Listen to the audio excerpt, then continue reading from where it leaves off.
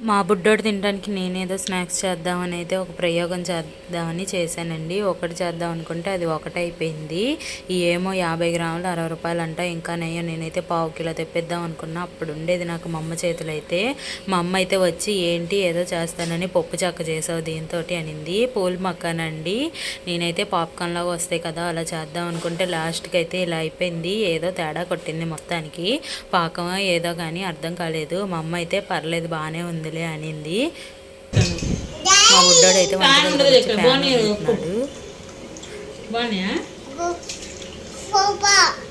వీడికైతే ఇప్పుడిప్పుడే మాటలు వస్తున్నాయి. వాటితో చెప్తున్నాడు. అలా ఏం లేదులేండి, బాగోకపోతే నిజంగానే బాగోలేదని మొహం మీద చెప్తాడు. బాగుంది అందుకని తింటున్నాడు.